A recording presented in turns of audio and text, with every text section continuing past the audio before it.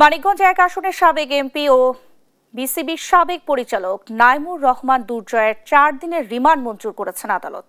এ বিষয়ে আরো জানাতে সরাসরি যুক্ত হচ্ছেন সহকর্মী আব্দুল আলিম। আলিম, সর্বশেষ কি তথ্য রয়েছে আপনার কাছে আমাদের জানাবেন।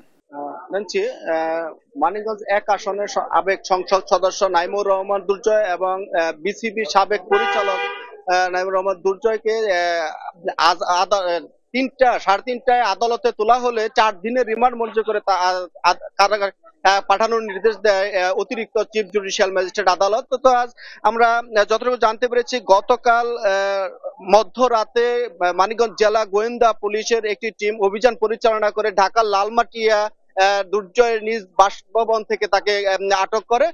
পরে আজ মানিকগঞ্জ সদরের থানার বিস্ফোরক আইনে এবং দৌলতপুর ঘিওর এর যে জুলাই আন্দোলনে হামলার ঘটনার মামলায় আজ আদালতে তোলা হয় এবং আদালতে 15 মিনিট শুনানি শেষে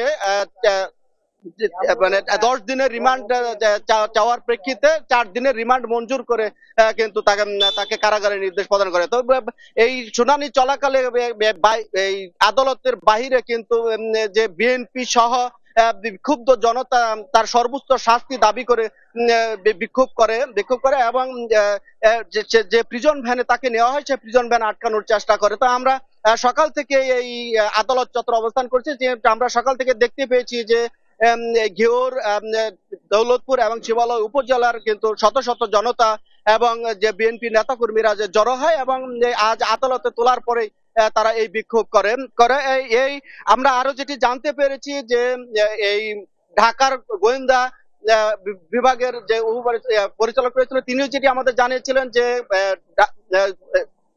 ঢাকা মহানগর সিনিয়র জজ আদালতে তার যে লালমাটিয়ার যে 2570 বর্গফুটের যে ফ্ল্যাটটি রয়েছে সেটি জব্দ করে এবং তার জমি এবং 3টি গাড়ি জব্দের নির্দেশ দেন। এছাড়া তার যে 12টি ব্যাংক হিসাব রয়েছে তারও জব্দের নির্দেশ দিয়েছিলেন। তো এই ছিল আমার কাছে যে মানিকগঞ্জ এক আসনের সাবেক সংসদ সদস্য দুর্জয়ের যে গ্রেপ্তার এবং তার শুনানি শেষে তাকে কারাগারে পাঠানোর সর্বশেষ খবর।